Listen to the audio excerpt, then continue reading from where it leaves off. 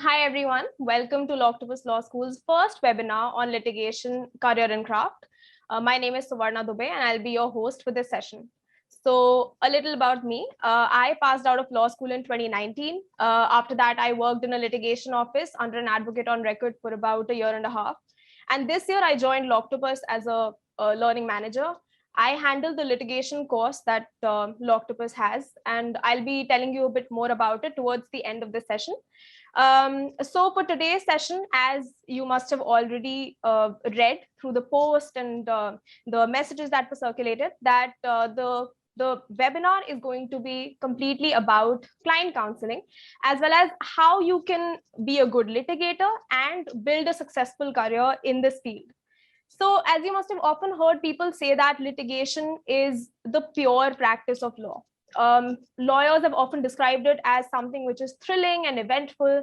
But in order to be good at it, in order to be successful at it, client counseling is one skill set that you must need. And in this entire webinar, we will be dealing with that. So for this, we have two brilliant, well-established advocates here with us today. Let me introduce you to both of them. So first we have Mr. Tushar Giri. Tushar is currently a practicing advocate at the High Court of Delhi as well as the Supreme Court. He's also the founding partner of Kalp Law, which is a dispute resolution law firm based in Delhi, and it has branches all over India. His practice areas include constitutional law, administrative law, environmental law, and criminal law. Thank you so much for being here with us, Tushar. We're very grateful to have you here. Thank you. Next, we have with us Mr. Neeraj Bhardwaj. He's currently a practicing advocate at the Delhi High Court, as well as various district courts, tribunals, and forums. He's also a partner at Lex Lumos Advocates and Solicitors LLP. He's also currently assisting advocate Anil Grover, who's a senior additional advocate general of the state of Haryana, as well as the special public prosecutor of CBI. Thank you so much, Neeraj, for joining us today. We're very excited to have you here with us. So we will first start with Tushar. Tushar, please tell us what you think are the nuances of client counseling, especially when it comes to civil cases, and how has your experience been? Right. Thank you so much for having me. I hope I'm audible. Yes, you are. So first, as you said, we'll be dealing with the issue of client counseling. It's a very vital skill. At the same time, this skill also needs to be quite adaptable.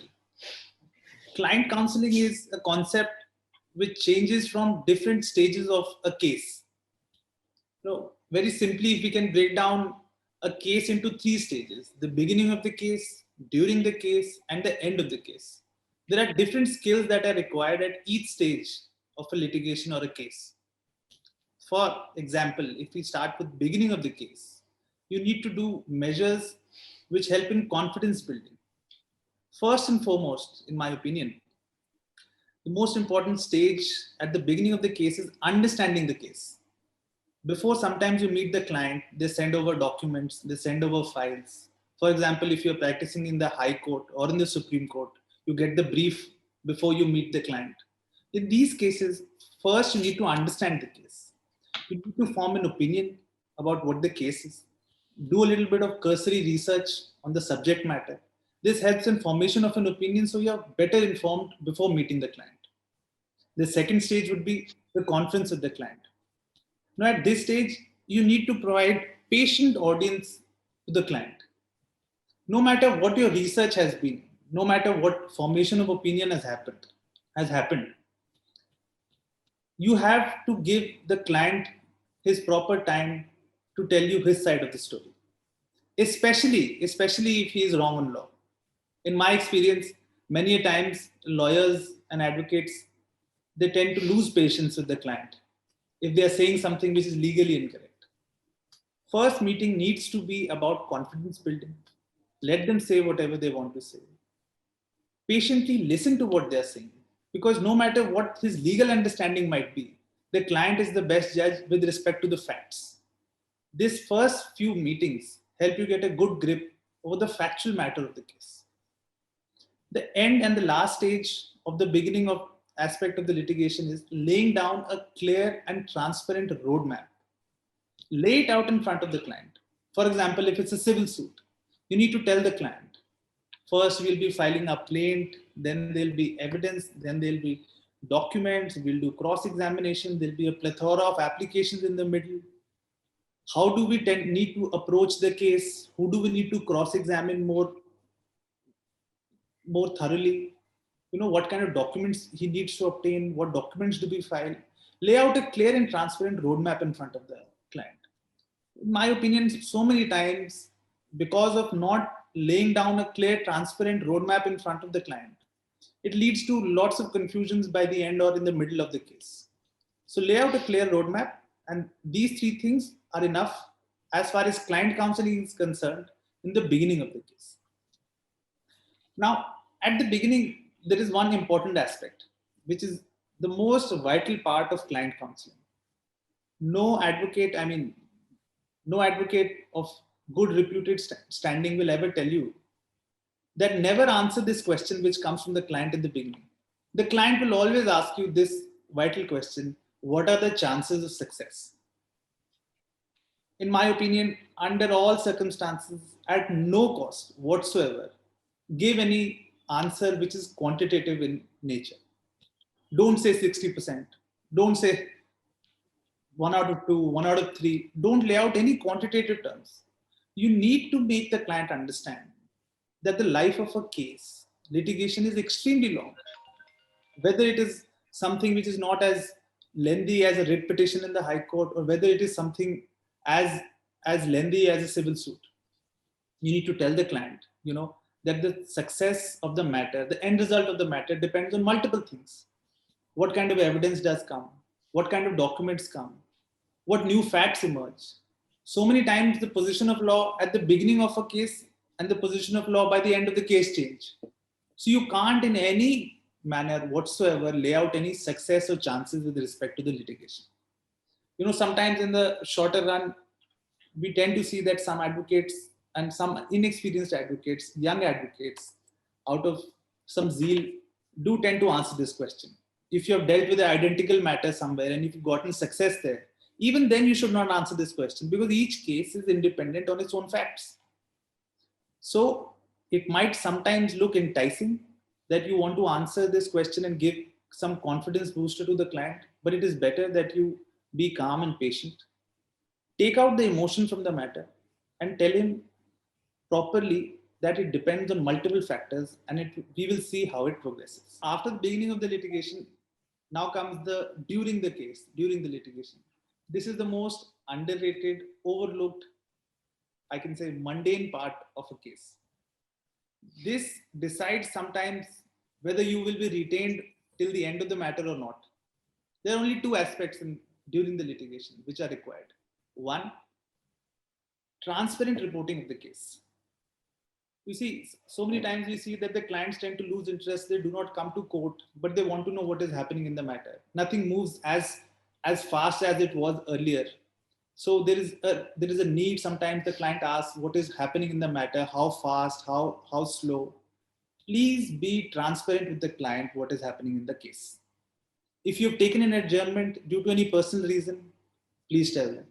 If the court has not sat and an adjournment has been taken, please tell them. If the opposite side has asked you for an accommodation for a date, please tell them.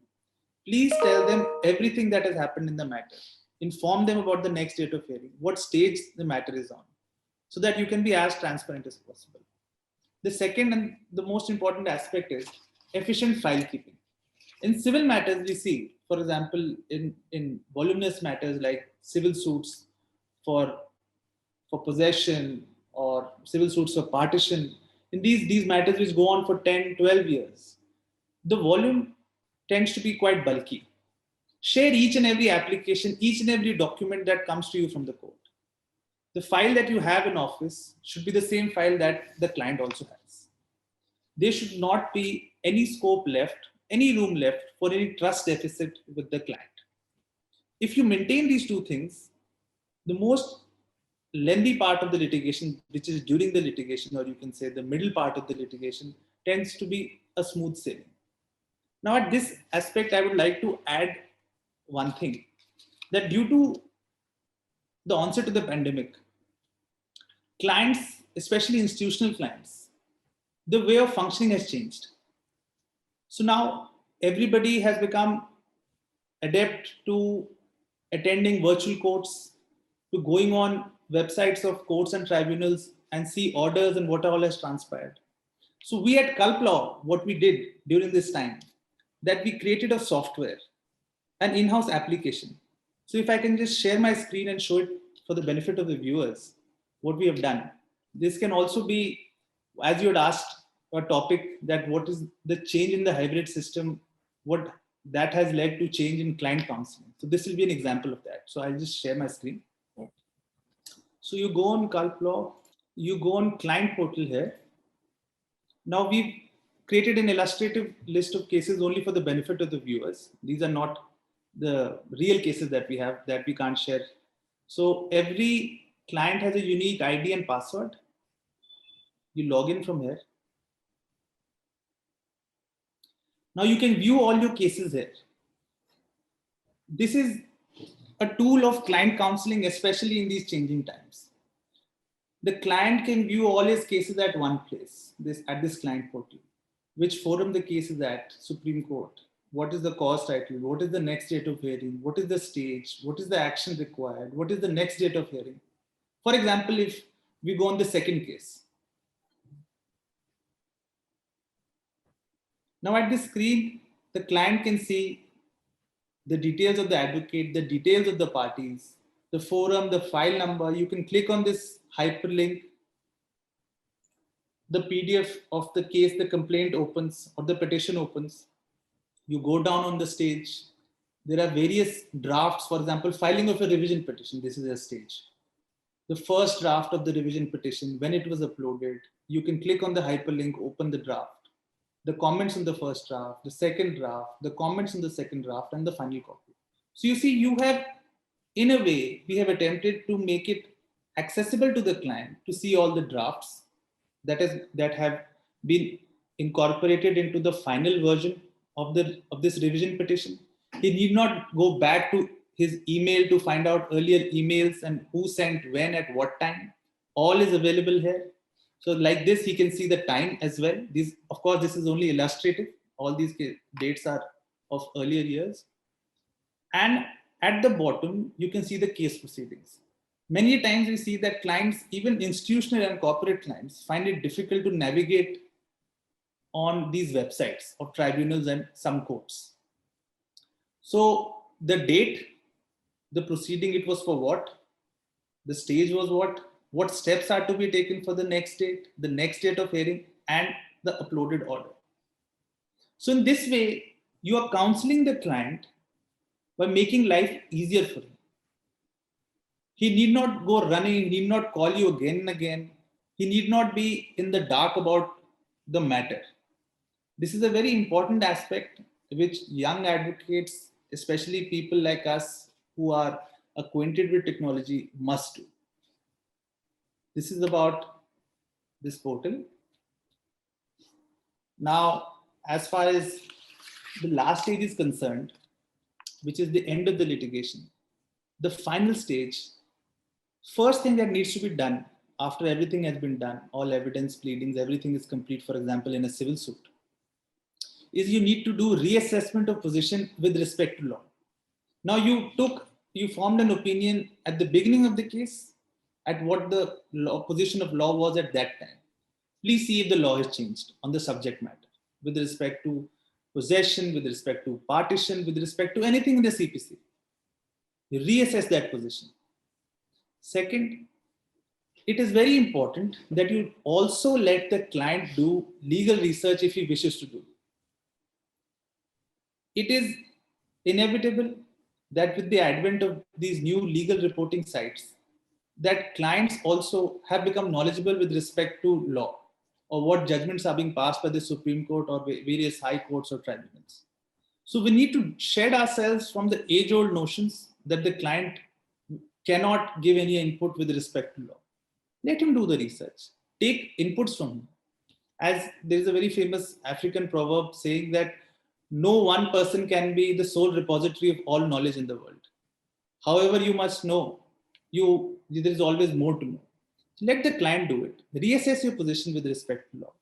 Second, Now appreciate all the evidence, all the new facts that have come in a civil suit. Somebody has said something in a cross examination. In a suit for partition, one brother has said something with respect to the nature of the property, let's say. It is very different from what he had said earlier. So now, with respect to the law, with respect to your formation of opinion and this appreciation of new evidence and facts, you again assess the case. At this time, you sit with the client again. You have a very fair and candid conversation with the client. See, this is in civil suits, what we see is that sometimes you must concede to a certain extent if necessary in some cases. For example, again, going by an example of, for example, a writ petition, you're asking for prayer A, B, C. By the end, you realize that prayer C is not possible, or maybe it was too much of a stretch to ask for it. So at that time, appreciating the new evidence, appreciating the new facts, reassessment of the law, you have a discussion with the client. Let him be bereft of all emotions. If necessary, if you need to concede to a certain extent to gain larger in the context of the matter, you must do that. So this is what happens in the end of the litigation. So in my opinion, if you do all of this, be frank, be candid, be transparent, and try to improve yourself day by day with the client, client counseling can be done very well and can be done in the most efficient manner possible. Thank you. Thank you, Tushar. There's a question here. Gamini has asked, why is the priority of the matter mentioned in the software for the clients to see? Yeah, that's a nice question. Actually, for example, there are institutional clients. Now, institutional clients have multiple consumer forum matters. Let us say there's an automobile company. We do some matters with automobile companies. So now some matters are high priority matters. Maybe the subject value is too much. Maybe the prayers are such that the client believes to be of certain importance. Maybe there is a contempt proceeding pending somewhere, where if something is not done at the right time, or the client does not give his comments on time, probably a high ranking officer will have to personally appear in court. So this cannot at any way be equated with a normal case where the client will only lose or win in the matter. So that is why we've created this distinction in our application. Thank you, Tushar. There's another question from Saurabh. He asks, what would be the correct process to start talking to the clients during these hybrid times? What would be the, sorry? What would be the correct process to start talking to the clients during these the pandemic times? See, I mean, it depends on client to client. I mean, if I've understood the question correct, some clients prefer to still come and speak face to face. Some clients are adapting with the new times. For example, institutional clients, we tend to see, have realized that it leads to the save time by doing virtual conferences. So depends on client to client. At what stage, if he's asking, stage would be when the client comes to you. Obviously, in India, you cannot go to the client. Thank you, Tushar. There are some questions here which are about career and how to build a career. We'll take those towards the latter half of this hour. Till then, there's one more question from Zainab. She asks, it's a great software system, but I would like to know. Okay, what about how do those people communicate who are working independently and not with a law firm? Communicate then at, I'm sorry. Yeah, let me just rephrase this. Yes, so the question is basically that not all advocates will be able to afford such a software system. So what about those advocates who are working independently? Like, how do they communicate with their clients? Yeah, no, this software is only an example of what you can achieve if you think differently.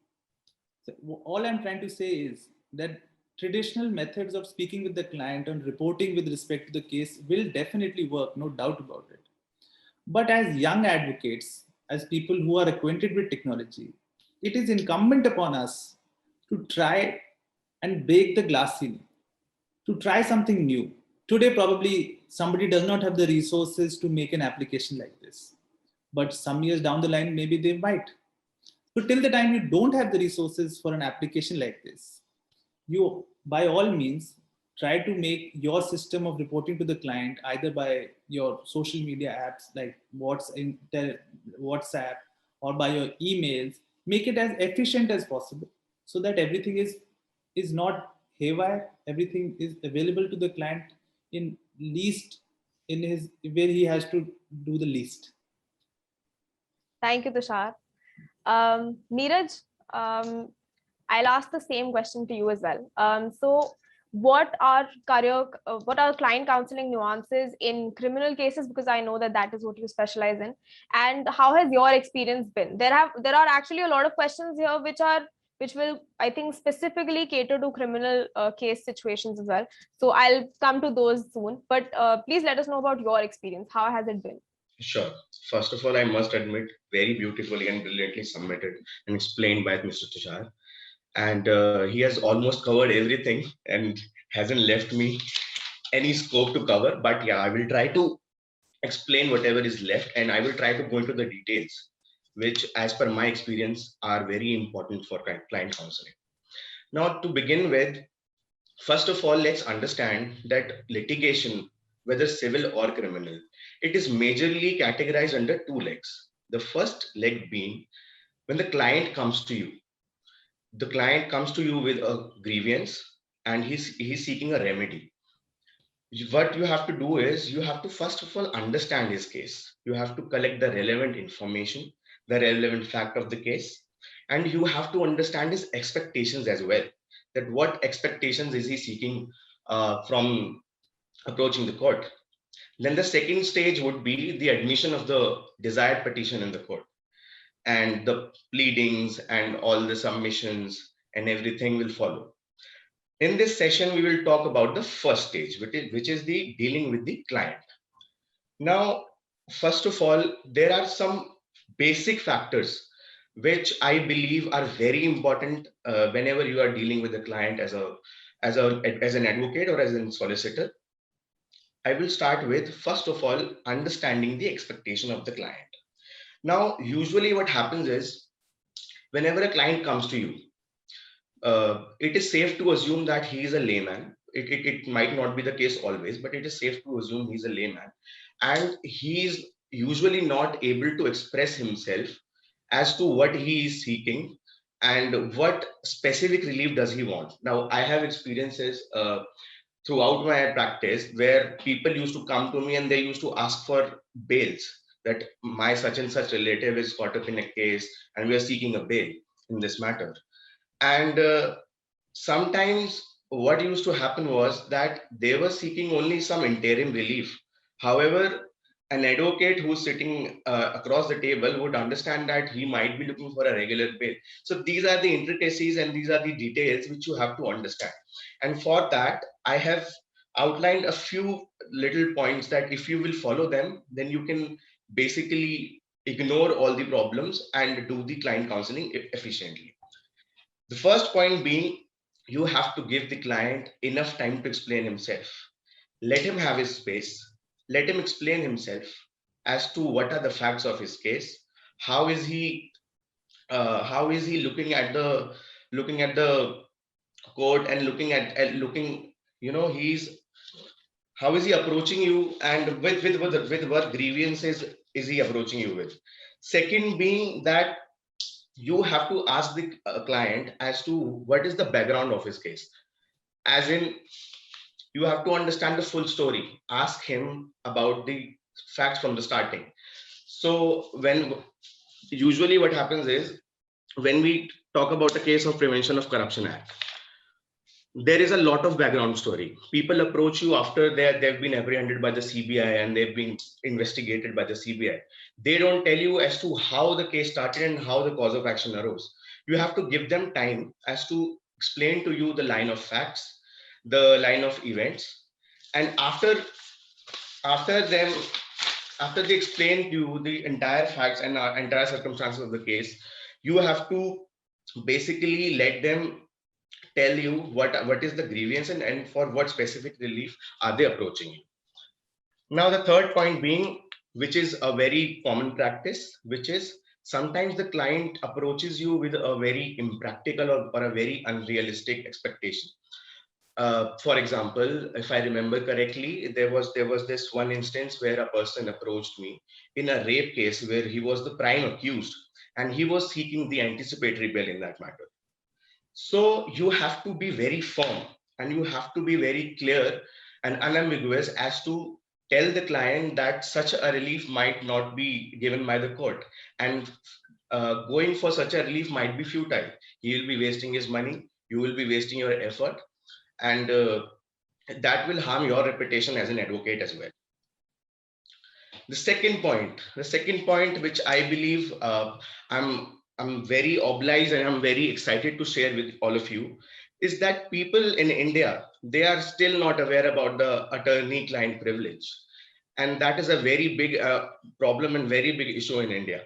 Because sometimes what happens is that a client approaches you, he tells you his tale, he tells you everything, every minute details, but he skips on those parts where he feels that those parts might be incriminating for him, and which the factors which can be used against him in the court. He does not realize that the communication he is having with you as an advocate is a privileged communication. So you have to make the client realize, you have to make the client aware that whatever communication, whatever information he's rendering to you as an advocate, as your advocate, it is a privileged communication, and it is protected.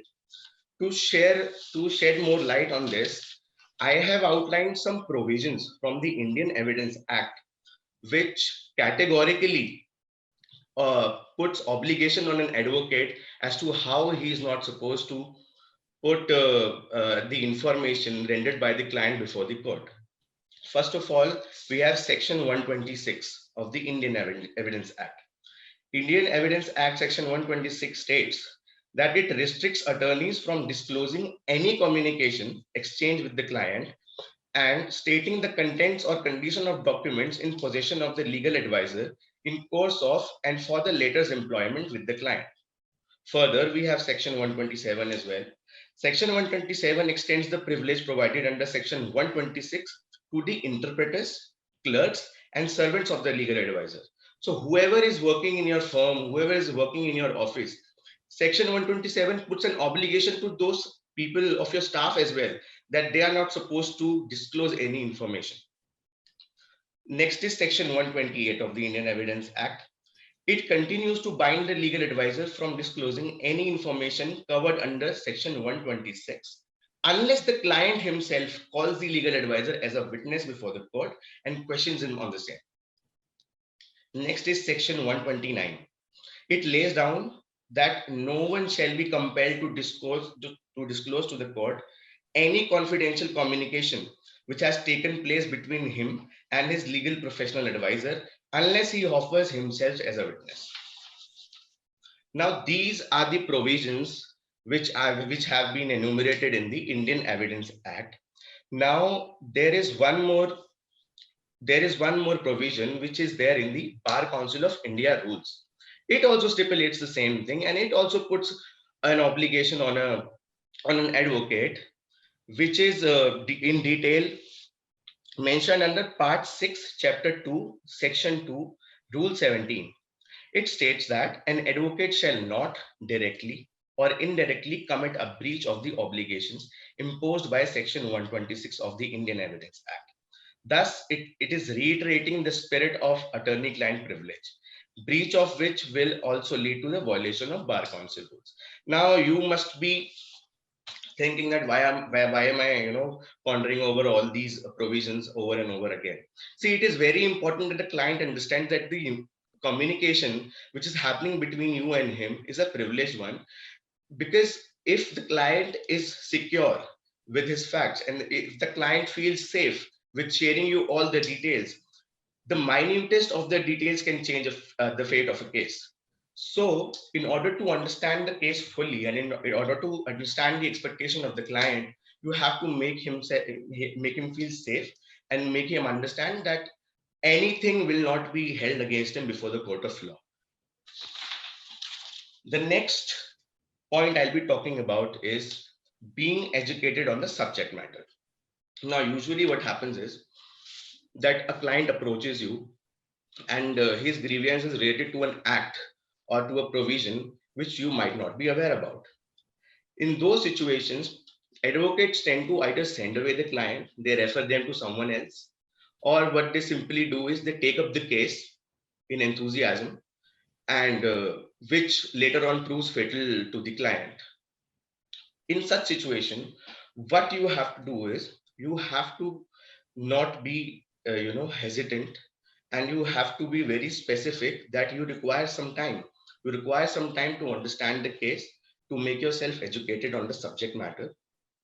You can, in this case, what I propose is you can have your meetings in two parts. First of all, you meet with the client and you gather all the relevant information, you gather all the relevant facts, and then you shortlist and you outline what all law and what all provisions surrounding the subject matter you have to read. Give yourself time, read all those provisions, read all the relevant judgments, ask for however much time you want to understand the facts of the case and to understand the law surrounding the subject. And after that, have another meeting with the client.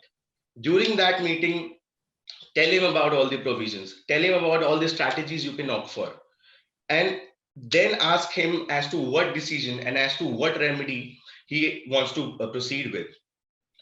What this will do is this will benefit you as to understand the law and understand the provisions as well as the judgments regarding the subject matter better, and it will inspire confidence in the client that yes, you will be able to handle this case in a appropriate manner. The fourth point I'll be discussing with you guys is abstain from making unrealistic promises. Now, this is very important in criminal law. What happens is people approach you that they have been incarcerated or they have been imprisoned for a case, and people usually come with you and to you with an expectation that you might be able to get them out of the jail by using hook or by crook, and advocates usually take their cases in the manner that they will promise them that yes, I can get you a bail, I can get you out of the jail immediately, you spend that much amount of money, and you they give them false promises. You should abstain from doing that, because see, in the long run it is affecting your reputation, it is affecting as to how people in the market know you, and it also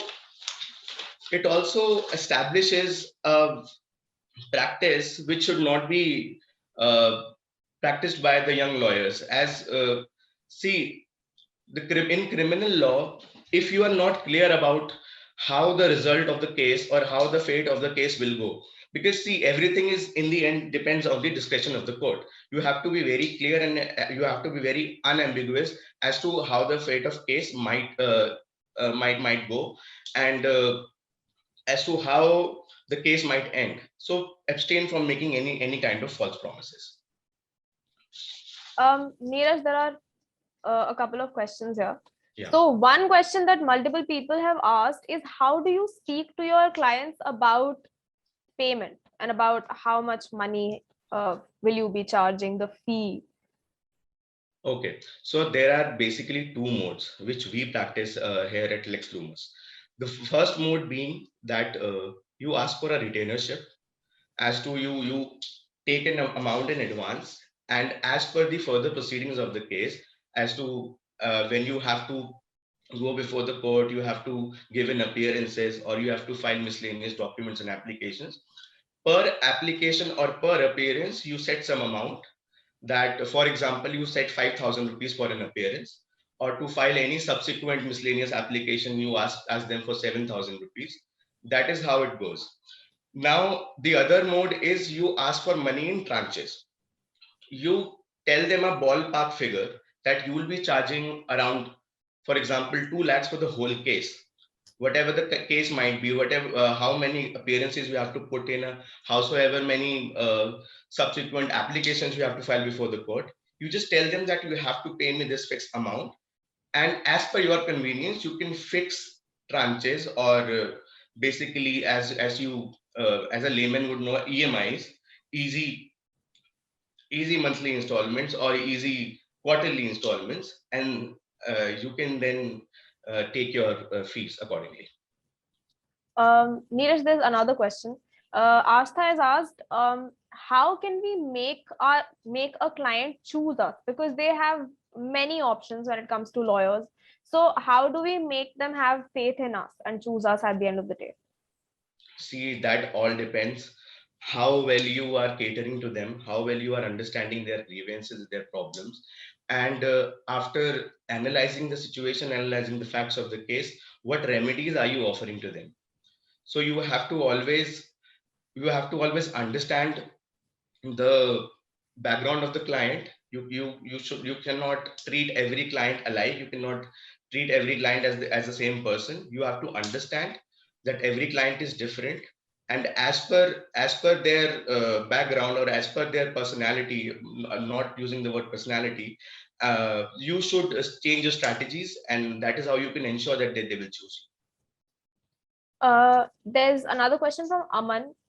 He asks that since he's an introvert, how can he effectively communicate with clients in his chambers?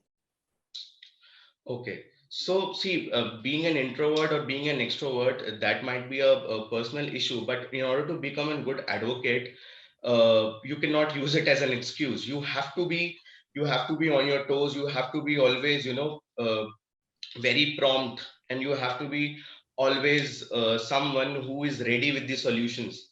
So even if you are an introvert, you should start talking to people, and you should start looking for solution, and that is how I think you can do better with the clients.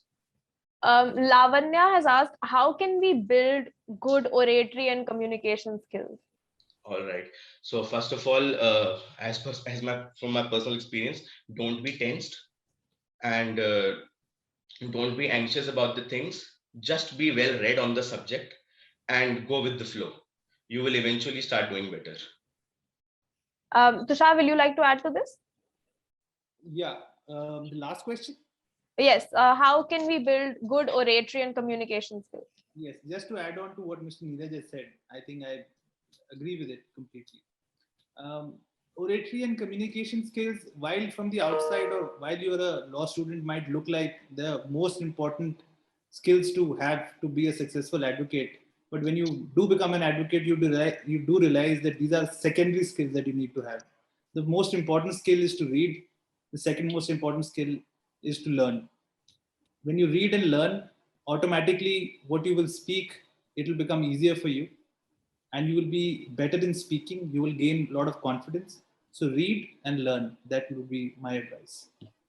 Thank you, Tushar. There's another question here from Mandeep. So she's asking, is it necessary to join a firm or an internship program to have command on litigation? I think the answer is very obvious, that it is very, very important to intern. But please, Neeraj, would you like to address this? Yeah, sure. See, as a student, when you are studying law, you're doing your 3-year courses or 5-year courses. Whenever you get time, it's a very strongly, I would like to put it, do intern with good advocates, because that is how you will acquire the skills. See, basically, as a human being, we learn things by imitating. That is our one of our basic instincts. So we learn everything from our seniors. I think any advocate on the face of earth cannot say that they have become an advocate just by their own efforts.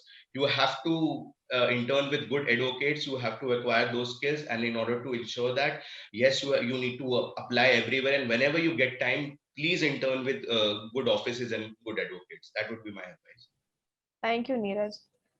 Tushar, let me put this question to you. This is from Prabjot.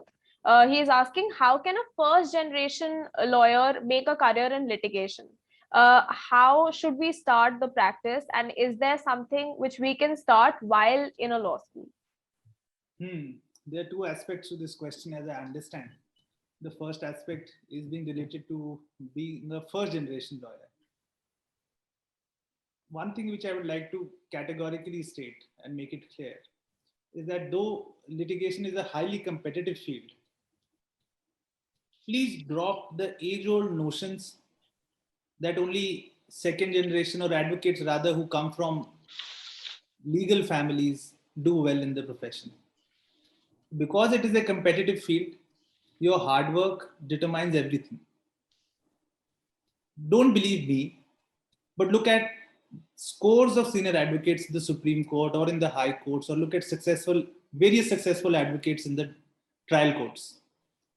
You will find majority of them as who are first generation advocates. So there is no difference. There is nothing lacking when you start practicing. If you are a first generation advocate, hard work, and obviously other things like Mr. Bhadra was saying, to intern well at a good chamber, to learn. You have to do all these things. You must read. You must intern at a good place. Intern at a place where you can learn. Don't intern at a place just because you think don't there might be 100 reasons to intern with a senior advocate, but your only reason to intern with a senior advocate cannot be that he's a senior advocate. Try to choose an office or a law firm where there is opportunity to learn. If you do all these things, inculcate good habits, do hard work, then I'm sure being a first generation advocate, you will have no lesser of a opportunity or chance to do well. Neeraj, would you like to add to this? Yeah. So what was the question again? It's about someone who's a first generation lawyer. So how can they make a career in litigation? And also if there's something that they can start while in law school to make their situation better. See, I do admit that it is indeed a very Herculean task if you are a first generation lawyer. And to establish yourself, you have to do double the hard work and double the amount of reading, because I'm not saying that the people who are from the lawyer families don't have to do any hard work or it's easier for them. But for a first generation lawyer, yes, it's hard. And in order to ensure that you create a name for yourself in the field, you have to firstly, outline and decide as to in what field you want to work with, and as to what area you want to specialize in. And from the beginning itself, you have to start working in those offices which work in that specific area. And then you have to, read everything surrounding that subject and make yourself aware and make yourself a specialist on the subject. That is how you can proceed. Thank you, Neeraj. Tushar, you were talking about books. Akansha has asked if there are some good books that you could recommend for improving herself in the field of law, in just law, in the subject of law. Well, there are various books to, I mean, the subject of law is so vast. If you think of reading, for example, CRPC, there are 5 to 6 major commentaries, voluminous commentaries. If you start reading from the beginning, it'll take you months altogether to finish. What is important is that you are not scared of reading. You read whenever you get the opportunity. You read from big commentaries like R&D on CRPC or a Sarkar on CRPC, D.D. Basu on constitutional law. These are examples of some commentaries. There are various and multiple other commentaries as well. So read multiple commentaries whenever you get an opportunity, when you have to write an assignment, when you have to take an exam. Try not to restrict yourself to what usually college students do, which is reading from those thin books which one acquires from libraries. Try to read from commentaries, try to improve your knowledge from these commentaries, and all will be well. Thank you, Tushar. Neeraj, there's a question from Arya, which is basically, how is a career as a litigator different from working in a law firm, in a corporate law firm? See, personally, I believe a person working in a corporate firm or a corporate company, the kind of work environment is very monotonous. You are working, sitting on the same desk and sitting on the same, working on the same assignments. However, the litigation field is a very versatile, and you will be facing new challenges every day. So, as a person who loves to, go out and, have adventures and have, it's an adventure. Working as a litigator, going to the courts, going to the tribunals, you get to face new challenge every day. So basically and majorly, that is the major difference. You don't have to sit at a desk, and you don't have to, work on same assignments when you are in a corporate firm. But however, in litigation, you will deal with new subjects, new area of law, and you will explore new fields if you're into litigation. Thank you, Neeraj. Tushar, there's a question. What is the average workload of a practicing advocate? How many hours do you work? The more the better. Third generation advocate starting on your own. Well, there is no definite answer to this. Obviously, I mean, if you start working at a chamber or you start working at a litigation law firm or the litigation department of a law firm, depends on workload to workload. I know some people who work from 8:30 in the morning till 10:30, 11 in the night. Some people work longer than that. Some people go home at 7 o'clock. So it depends on each one's workload. There's no definite answer to this, but I can say that more the better initially. Thank you, Tushar. Neeraj, there's a question from Anirudh. He asks, what should you do if during a client meeting you do not have the answer to a client's query? As I covered during my time, that you should not hesitate in asking for time. You should always be open to asking for time, and just telling the client that yes, you will get back to him regarding the same question. And I think you should be very direct and very prompt about it. Should not hesitate. There's one more question, which is, so Asa has asked, lawyers have to, basically they have to present their cases before a court. So how should they present themselves while inside a court? She says that she knows that it's a formal procedure, but how do you, like, can you share your experience on this as to how you present yourself in a court? I think that is what she's asking. Neeraj, you want to go ahead? Yeah, all right. See, basically, you have to be a master of the facts of the case. You have to be well aware about the facts of the case. The court can ask you anything and everything, and beating around the bush will not help.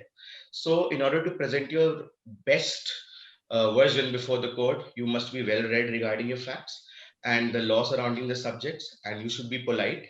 I see some advocates who are shouting and using all these gestures. Personally, I don't believe that that is necessary. You should be very polite before the court, and you should be clear and very direct as to what you are submitting before the court, and that is all that is required.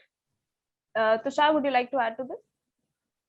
Well, I mean, yes, you have to be polite, as Mr. Bhagwat said, and you have to be extremely courteous. But as far as the exact decorum is concerned, how you address to the court, how you answer questions, how you sometimes subtly put something which you wish to add, or you sometimes disagree with the court, those things you will learn when you start interning. It will require another session to teach decorum and courteousness in court. So, I mean, best is to keenly observe where you intern, not only at your office, but see what is happening in court. After 1 or 2 internships, I think every law student would be able to deal effectively. Thank you, Tushar. I can see that there are some questions about how to build your CV, how to apply to different law firms and litigation lawyers. I'll be addressing that towards the end of the session, because that's a little, it's not exactly about the topic that we're speaking about, but I will be speaking about that as well towards the end. But until then, I'll be taking up questions which are basically about building a career and about client counseling in particular. Okay, so there's another question. If this is more of, I think this is more of a personal choice, but someone has asked, what would be better? Would it be better to work in a law firm, a corporate law firm, or as an independent lawyer? Like either in a litigation firm or a corporate law firm, or work as an independent lawyer? Tushar, would you like to go ahead with this? Yeah, each one to their own. I mean, sometimes some people, for example, might want to work at a chamber, and but the retainer that they're being paid there is not enough to support them. Everybody does not come from similar backgrounds. Some of us are privileged, some of them unfortunately, are not. So in such a scenario, if a litigation law firm is paying you enough and you are happy with the work that you're getting there and you can see yourself learning and rising, then you must choose a litigation law firm. But if you believe that you're getting good remuneration at a chamber and the work is also good, then you can choose a chamber. I mean, there is not much of a difference. There are multiple very successful and very busy litigation law firms, especially in Delhi, which we see, which are doing much more work than very busy chambers. So intern at all kinds of places. It will give you a rough idea of where you should ultimately end, and you will choose a place which is to your liking. Thank you, Tushar. There's another question, Neeraj. How can we choose the cases that come to us? Like, is there a way in which you choose which matter you would do or which you wouldn't do, or do you even have the right to do that? See, that is a stage which I believe comes on very later on in your litigation career.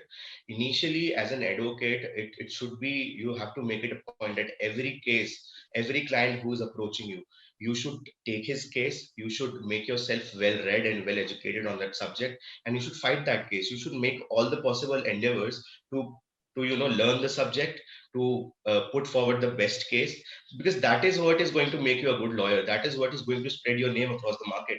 So you should not, as a lawyer, as a young lawyer, you should not refuse any cases coming across. Thank you, Neeraj. Bhumika has asked, can we be a litigator and a legal consultant at the same time?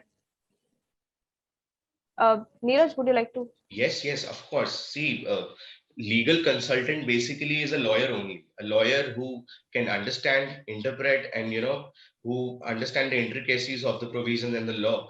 He'll be only able to make you understand that how to go about things and how to the law applies on the facts of each case. So yes, a lawyer can be a legal advisor or a consultant.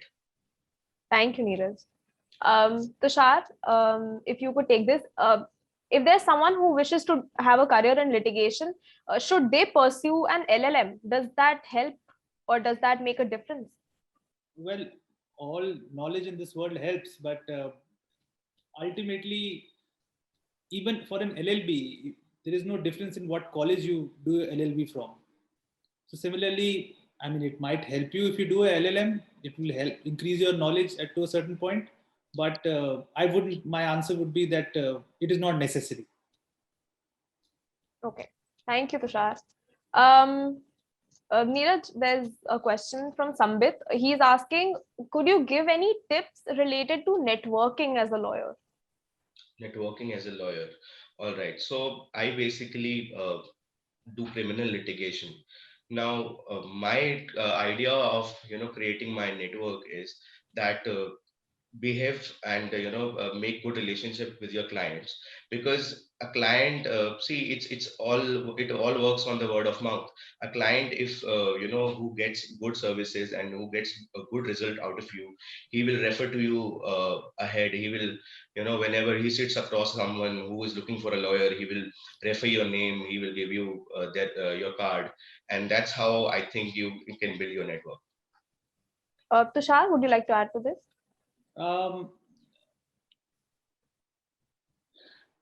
Leave no opportunity to network with fellow lawyers. Don't be miserly in terms of asking for help or sharing clients or sometimes referring clients. And yeah, leave no opportunity to speak with other fellow lawyers. For example, now after this webinar is over, I will speak with Mr. Bhardwaj and we will be networked. Sure. Definitely. Thank you, Tushar. So, Neeraj, I'll put this to you. What if you realize that your client has been lying to you? How do you deal with such a situation? See, again, you have to make him understand that whatever he is telling you, it's a protected and a privileged communication. So, when you find a client lying to you, you should address to him very firmly and tell him that in order to get the best results from the court, in order to get the best remedy possible, he has to be clear and he has to be very honest with you. Tushar, would you like to add to this? I think I just second whatever Mr. Bhardwaj said. Okay. Nothing more to add in this. Thank you, Tushar. Thank you, Neeraj. Okay, so there's a question here. Neeraj, I'll put this to you. Would you advise a law student to rule out litigation as a career option if they have financial constraints? See, it all depends. What are you expecting out of your life? If you're looking for a job wherein you have, financial security, or you are fine by a threshold in your life that okay, I will be earning this much of amount, then it's fine. You can rule it out. But yes, if in terms of money, in terms of finances, you are looking at some, you're looking to do something big in your life, and you are trying to make it big, I think litigation is the choice you should always make, because sky is the limit. You can earn however much you want to. So yeah, that completely depends on what you are expecting out of your life. Okay. There's another question, Tushar. I'll put this to you. How do you choose which field you'd like to become a litigator in? I think they're asking about the subjects, like how do you choose whether you want to specialize in this or not? Well, after you become an independent lawyer, you don't. As Mr. Bhadwaj said, if you are an independent lawyer willing to make it big, you have to be open to do all kinds of and all certain kinds of cases. So you cannot narrow down your scope so early in your life. Sometimes people after 10 years change specializations, and 10 years, for the first 10 years, they were very good civil advocates, and after 10 years, they become very good criminal advocates. So you have to be open to change at all times, open to learning different kinds of fields. Don't be very picky on choosing a niche subject, especially a lot of young advocates make this mistake. Don't be very picky on choosing a niche subject initially and only focusing completely on it. At the end of the day, there'll be a variety of clients to come to you. Do all kinds of matters. After you are financially and career-wise stable professionally, you will, when given the opportunity, be able to streamline and do cases of your liking. But first, you must be able to take a dip in all kinds of cases so that you know whether your aptitude and your attitude match with respect to a certain subject law. Your 5 years of law school cannot determine which specialty you are going to do for the rest of your life. Thank you, Tushar. I'll put another question to you. So Harshvardhan has asked, suppose if an advocate is practicing independently, there might be a situation where they have no clients. So does this really happen? And if it does, then how do you deal with such a situation? That's right. I mean, it is always a possibility that this can happen. But please understand that you will not, after your law school, suddenly become independent. You will work somewhere, you will work with a senior. And after you work with a senior or you work with a law firm, you will become independent only when you know and are confident enough of certain clients or certain amount of work coming to you regularly. So after you are confident enough of certain amount of clients and certain amount of work that is coming to you, only then you must leave. And eventually such a possibility should never happen that you have no clients. So you must very wisely choose the right time to leave and become independent. There is no certain formula. Some people become independent in 1.5 years. Some people start out independent. Some people become independent after 5 to 6 years. Some people remain associated with their senior chambers for years to come. So there is no definite perfect formula for anything. But yeah, the basic idea is to leave when you have certain amount of clients in your pockets. Yeah, that is also a question here that, how many years should you practice before going independent with someone before you go in? Well, there is no certain formula to it, as I said. I mean, some people do it in 1 year, some people do it in 2 years, some people do it in 3 years. So it depends on you. It is important that when you jump into this field of litigation, you don't unnecessarily burden yourself with unachievable and unrealistic milestones. Yes, it is right. For the first few years or for the first year, it is necessary that you learn and only focus on learning. And after a certain point of time, try to put achievable milestones with respect to clients, with respect to your financial position, and then go step by step. Don't worry about a lot in the beginning. That would be my advice. Thank you, Tushar. Neeraj, would you like to add to this, to both the questions? One, what if you have no clients at a point? And second, is there like a particular time period after which you can go independent? Or To add to what Tushar just said, see, if you at any point of time you have no clients, start taking pro bono work. Don't sit idle. Work on something, and eventually you will land a client, because it's all about, being present before the court. It's all about the hustle. And the more you argue before the court, the more you meet the people, the more are the possibilities of landing a client. About the second question, as to how much time and during what period you should decide that you should have to, go independent. See, there is no straight jacket formula, as Tushar just said. It all depends on your career pace, and it all depends on how early have you started getting independent clients. So as long as, there can be a sign, the sign being that as soon as you start having clients who are, paying you good money, that you can maintain your own office, and you can earn a decent livelihood, that's the sign when you should decide that you have to go independent. Thank you, Neeraj. I'll put another question to you. If someone has not mooted during their law school, will that be a drawback for him to become a litigator? See, mooting, basically what it does is it brushes your oratory skills. When you moot during your college years, it basically improves your oration skills. And I believe it is not necessary that if a person who has not mooted during the college, he cannot become a good lawyer. So I don't think that is a necessary factor. Tushar, would you like to add to this? Because I know you were a mooter. Well, mooting, yes, it will help in gaining confidence. It will help in researching, in preparing your memo. You will learn how to draft. And but yes, as to what Mr. Bhardwaj said, uh, oratory, it will help in your oratory skills. But as pointed out earlier, oratory skills are important, but not as important in the first few years of litigation. There's much more to learn.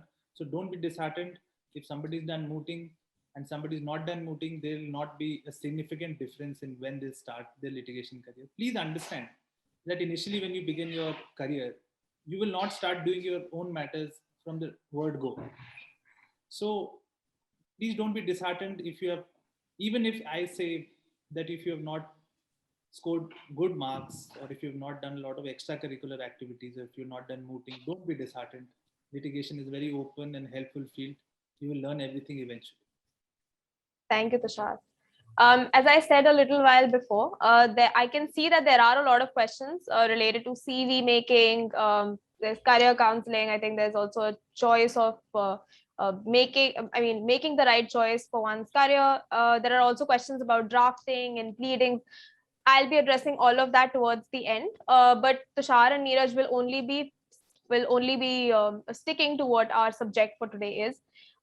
So please be patient. I'll be addressing all those towards the end. But for now, we'll be taking questions which are specific to your career as a litigator, as well as to client counseling.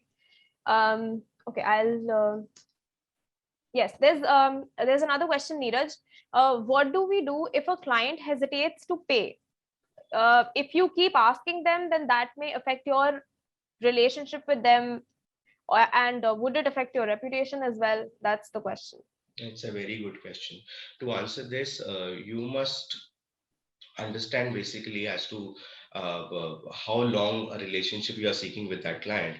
If you already know that this client is there for just one case, then you can ask him that if you don't pay, then you won't be representing him in the court anymore.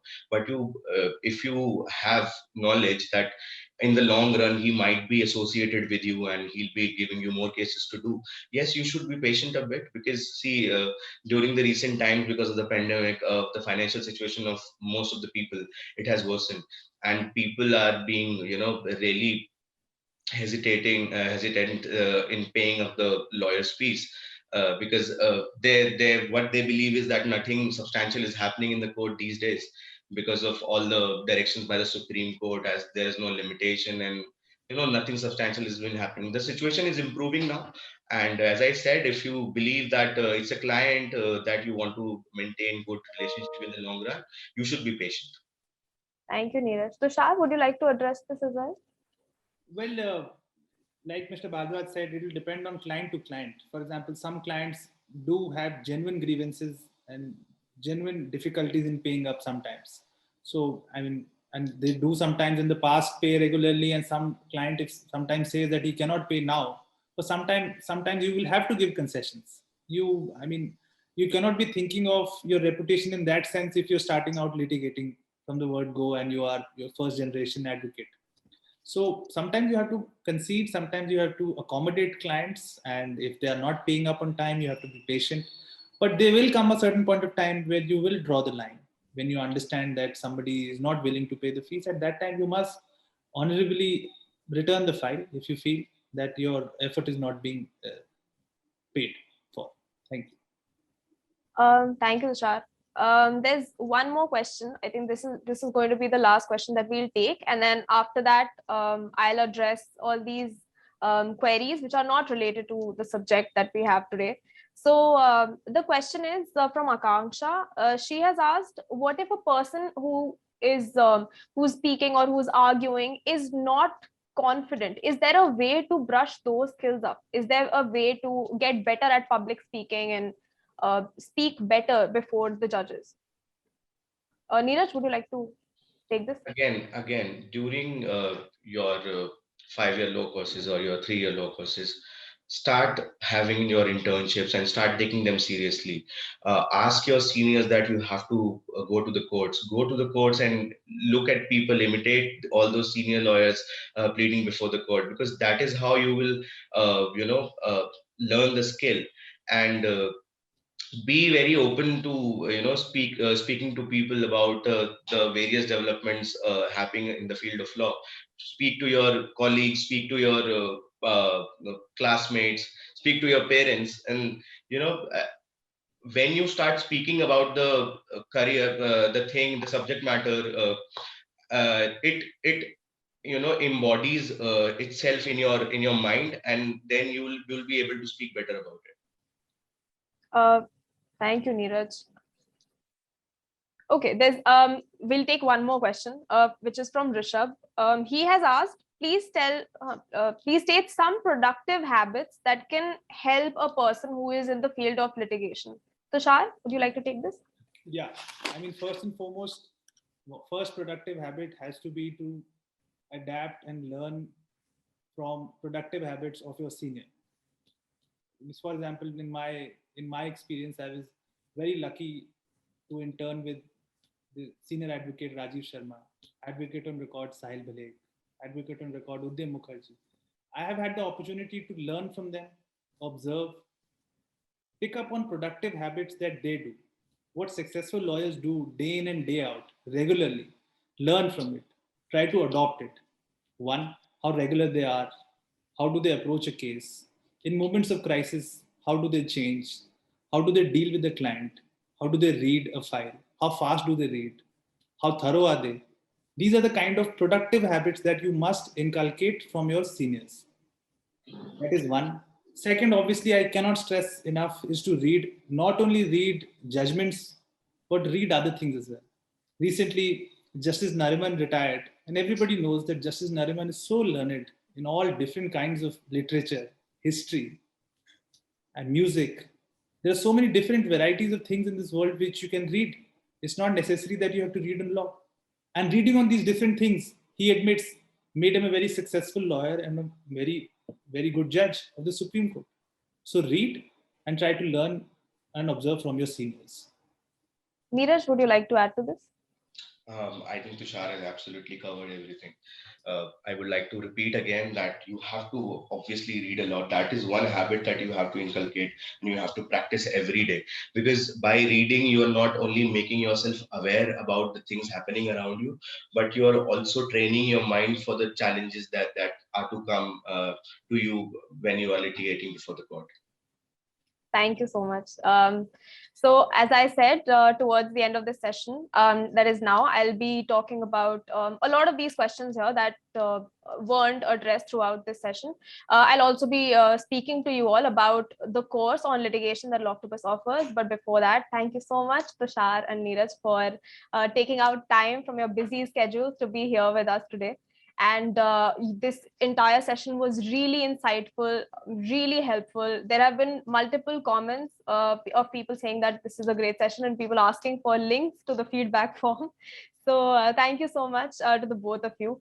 And this has been a phenomenal session. And I really hope that we could do this again sometime soon. But thank you so much to the both of you. Thank you so much. Thank you so much for the opportunity. Thank you. Thank you. Thank you, Tushar. Thank you, Neeraj. I'll see you soon. Yeah. Okay. So now that we are here, let me just speak to you about, I can see there are a lot of questions about your CV building and how you can apply and how you can select a senior advocate to intern under or work with. So I know that a lot of you are very curious. I've also seen that there are questions about whether you should go for litigation or whether you should choose a field like judiciary. And I will be addressing all of that in the next in the next 20 to 25 minutes. Until then, let me first take you through a course that Loctopus offers, because a lot of your questions and a lot of the things that you're asking about, especially drafting and understanding case files, reading judgments, these are things that we cover. So let me show you a PPT just to give you a good idea. So let me tell you about this course that we offer. I handle this course. It's at Loctopus. As I have already told you, I have also worked for a year and a half with an advocate on record ever since I passed out. So I have litigation experience, and that is what sort of brought me to Loctopus, and that is what brought me to this course. So what this course basically does is that it teaches you about the core skills that you need to know to become good litigators and to basically understand the field.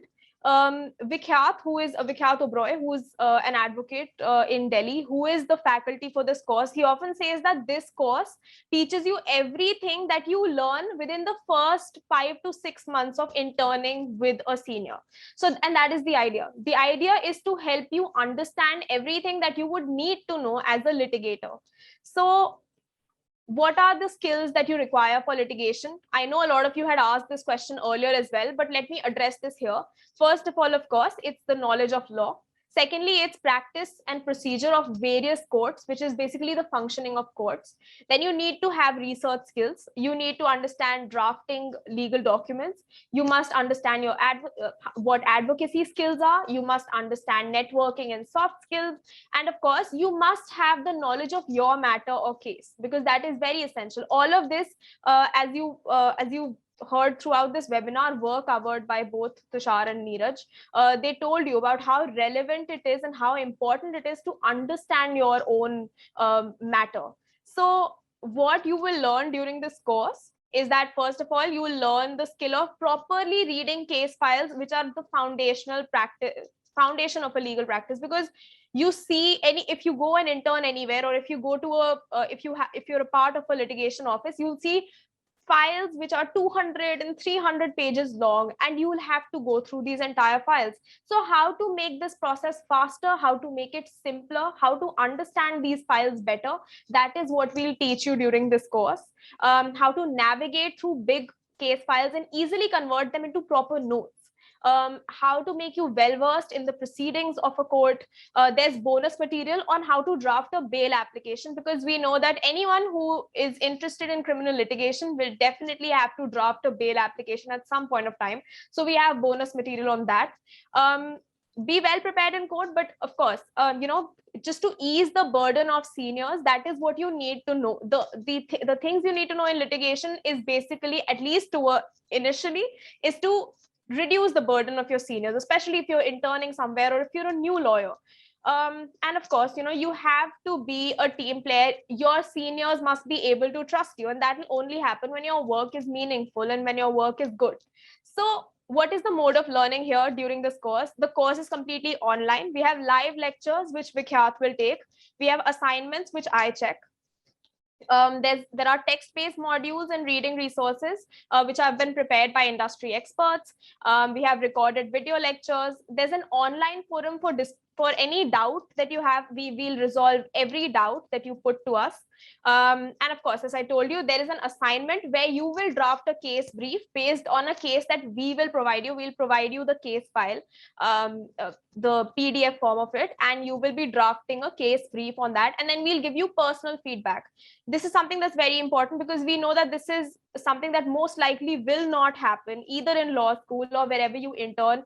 Whatever case brief you make, we will be giving you personalized feedback. We'll tell you about each and everything that you did during that entire, in that entire case brief, whether you did it well, where you went wrong, where you can improve, all of that.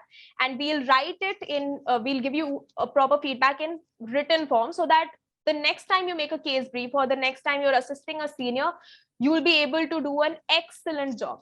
And that is what, that can help you kickstart your career as a litigator, that can put you above any other intern or any other person who is there in that litigation office. Okay, so this is a completely online course and it's self-paced. You have time, you have access to the entire course. You can read whatever you want to, whenever you want to. That's absolutely entirely on you. Before I continue with this, let me just give you okay, maybe I'll just do it towards the end. Next is that the course duration is only 1.5 months, 6 weeks. All we need from you is 6 weeks, and we will help you understand the basics of litigation. The first session is all about criminal and civil proceedings. Vikhyat takes a 2-hour long lecture to explain to you how the process and the procedure works, because we know that this is something that is not very well addressed in law schools. They don't really tell you, how to go about the, how civil procedure is or how criminal procedure is, and what you do when once you're done drafting your first draft, then what goes next, what do you do, how do you file it, what process happens after that, where do you go. So all of that will be addressed during this course of 6 weeks. And of course, towards the end, once you complete the course, that is, once you submit your assignment to us, you will get a certificate of completion. If you do exceptionally well, you will also receive a merit certificate, which will be signed and written by the CEO of Loctopus, which is Mr. Tanuj Kalia. So that's also something that we do. And yes, this course is one of the highest rated courses at Loctopus. It rates at 95 on 100 on an average. So it's a course that I've seen a lot of people attend, because of course people want a career in litigation and they want to do well. And it's difficult to find a course which is not too long and which you can do alongside your studies as well. You don't have to stop anything. You don't have to drop anything. If you're interning, you can continue with that and do this course. If you're studying, you can continue with that and do this course. We're also very flexible. If there is an exam and you're not able to submit your assignment, we'll give you an extension. So the idea is to make you feel comfortable and to ensure that you're learning. So course materials, of course, as I've told you, there are text modules, there are recorded video lectures, there's a discussion portal for queries, there is one compulsory assignment, there are 4 knowledge checks. So we have MCQs that you can do whenever you have time, whenever you feel like. You can just go through those MCQs and complete them. They're at your disposal. The answers to them will also be at your disposal. We'll have 4 live sessions. And we also have career webinars, which are for our alumni. Any person who does a course from Loctopus becomes eligible for these career webinars. They are free for all of our alumni. They're about CV building. They're about LinkedIn profile building. Also about how to write a cover letter and a lot of those things, just to make sure whether you should choose whether you should choose the field of litigation, or if corporate law is a better idea for you. So those things will be you will be able to be a part of these career webinars, and you will be able to understand that there as well. Also in the course itself, we've also provided you with certain webinars that have previously happened at Loctopus about CV building and LinkedIn profile building, and also about maybe studying abroad, if that is something that you are considering or thinking about. So all of that is a part of the course materials. Okay, so the course has been developed by Vikhyat. There's Harshita, there's Sanya, there's Javedur. They're all advocates who are either working in the Supreme Court or the High Court, or they're in a law firm. The add-on benefits of doing our course, of course, if you do really well during the course, there are internship opportunities which are available at partner organizations, because Loctopus partners, as you all must have seen, regularly with multiple law firms as well as independent lawyers. Just for example, you've seen Tushar and Neeraj during this entire webinar. So these are also advocates and they also have their firms. And since we keep partnering with lawyers and with firms, we can definitely help you with internship opportunities if that is an issue that you're facing currently. You'll also have the opportunity to publish on Loctopus's journal, which is called Academic. And you'll also have a chance to be a peer mentor, which is also something that we're currently developing, and that will be a paid position. And of course, as I've already told you, there's CV advice and there's career counseling. So I'll put this in the chat box. This is the course. You can check it out after this webinar. I can see there are a lot of questions also. I'll address a lot of your questions. I can see that there are, okay. Can we get a PDF of it? Are you talking about the, Sunny, are you talking about this PPT? Who can take this course? Anyone can take this course, whether you're a law student, whether you're a lawyer. I've seen people who have 3 years of experience in law do this course, and I've also seen students who are in their first year of law do this course. It's simple. You can see it's never too early or too late to start. So if you're interested in litigation, then this is definitely a course that you can go for. Okay, will you also help us in case drafting? So Vikhyat does touch upon, what you should be doing to draft well. He also takes you through his own some of his own drafts, but the main idea that we're providing here is we do teach you about bail drafting. So that's also see, the thing is, if you see technically, drafting is very similar. You draft most documents in the same way. So we will be providing you with, for instance, a sample of the bail drafting, or we'll also be providing you with, how you should be drafting a case brief and all of that. But of course, this course is not about hardcore drafting. This will touch upon a lot of things, but the idea is, since it's a 6-week course, the idea is to touch upon as many things as possible. How to read a case file, how to read a judgment. How are these case files different? Because lawyers get a different case file as compared to a judge. So what's the difference? How do you address the two? How do you make sure that, what you are doing, what you're making in your case file is the appropriate way to go about it? Working person, the sessions are going to be on Sunday mornings. So there are only 4 sessions, as I've already told you. The sessions only happen once a week, and there are 2 weeks when there are no sessions. So during those 2 weeks, there'll be 1 week in which you will be there'll be only 1 week where there is no session, and that week will be the one where you will be doing your assignment. So we keep no sessions during that week so that you can only focus on your assignment. But yes, every weekend, every Sunday, we have 1 class in the morning, and that's it. Also, if by chance you're not able to attend the class, for instance, it may happen, you might not be feeling well, you might not be, up to it. What you can do is you can simply you can maybe after 2 days, you can check the place where, the course has been, the course access, and you will find a recording of that video lecture. So you don't have to worry about missing a class. Even if you do miss it, we'll be providing you a lecture. No, there's no age limit to this at all, Suganya. No matter what your age is, that's absolutely fine. Will the live lectures? Yes, Erica, definitely the live lectures will be available to you if you do miss them. That's never never not an option. That is always something that we do to make sure that you're up to date with the course. Will you focus on particular laws or all of them? We'll focus on everything, civil as well as criminal. The first session itself deals with both civil and criminal law. 1 hour we spend on civil, the second we spend on criminal. Okay, the course is for 3,300 rupees.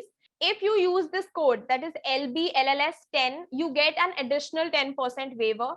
So just to make sure that you don't miss out on anything, and there's no, that you're there from the beginning to the end, we're doing this. We've kept a time bracket here. But yes, if this is something, if litigation is something you really want to do, if this is something that you see that you wish to have a career in, then you should definitely check this course out. I'll stop sharing this. The timing of the course, Sunny, as I told you, it's going to be on Sundays, and it will be in the morning. So it will be from 10:30 to 12:30 in the mornings. and only on Sundays. That's I think for this batch there'll be one class which will be on Saturday morning, but apart from that, uh, all the classes are on Sundays. Can you get the materials after completing this course? This generally does not happen, but the thing is you have course access even after the course is over. So that is something, it stays with you for a certain amount of time, but it stays for a couple of months. You will still have course access. This course is for everyone, as I've said. And what we like to do with our students is that we make sure that you are all updated at all times. If there's any session, we'll send you a reminder for sure, just to ensure that you're there. If you're facing any struggles, or if you're facing any problems, we make sure that we're always there for you, that we're always there to help you out if there's any issue. I've had a lot of students who've gone through COVID during these times, and they've struggled with a lot of things. So I try my best to make them feel as comfortable as possible, because education, of course, is important, but your personal life is also something that's particular to each person, and it's important that you feel happy in that as well. So can you be an independent lawyer after getting this course? I don't think you can be an independent lawyer, but you will definitely be better than any person who's just passed out of law school and goes to a firm, a litigation firm, or to work under an independent lawyer. Becoming an independent lawyer by yourself is, of course, going to take a plethora of internships, as well as I would honestly personally suggest that you do take some time to work with an advocate. Once you've done that, you can definitely try and go for your independent practice. There are a lot of firms, Akanksha, for an internship. There's no best firm as such. It'll entirely depend upon what city you want to intern in, also which field you want to intern in, which subject do you want to intern in, depends on a lot of things. How much does a law school matter? It does matter to a certain extent, I wouldn't lie. I'm not from an NLU, and it did have a certain impact on the jobs that were available to me, and the internships especially that were available to me. But it doesn't matter a lot, because even I'm not from an NLU and I've done fairly well. I got the opportunity to work with an AOR in Delhi. I after that joined Loctopus, so it's been okay for me. So I guess it's not that problematic, but yeah, of course, to a certain extent, it does matter. Even I didn't have any connection with advocates, to be honest. You have to look for people, you have to find them on LinkedIn or any other place, and then apply to them. Also word of mouth, if you have friends, if they know someone, if you have, if your parents have someone they know, you can always try those things. I also had to look for lawyers, and look for law firms that would accept someone who was a first generation lawyer, and who was more importantly not from an NLU, because being from an NLU you get internships a lot more easily, and when you're not from one, then you have to really look for them, and you have to sell yourself. We'll also discuss this during the course, so if you do decide to join the course, we'll definitely have a conversation regarding that also. Also, we have a career counselor, so if you do join the course, we'll put you in touch with her also, so that you can understand this entire process better, and understand the process of internships better as well. So there's Kanya, there's a alumni WhatsApp group. So once you're done with the course, we send you the joining link to an alumni WhatsApp group. You can join that, and there we do send any new developments in litigation. We do send messages regarding that. So you can definitely if you join the course, that is something that we do for our students, and we'd love to do the same for you. I really hope that I get to see a lot of you there. Yes, the career coach will be available to contract drafting course students as well. That's there. And thank you so much, all of you, for being such a wonderful audience. You've been so nice, and you've been here throughout this 1 hour 45 minute journey that we just had. Very short one, but very nice ones. And bye-bye, guys. Thank you so much for being here. Thank you for all your questions. And I hope to see you soon. Bye-bye.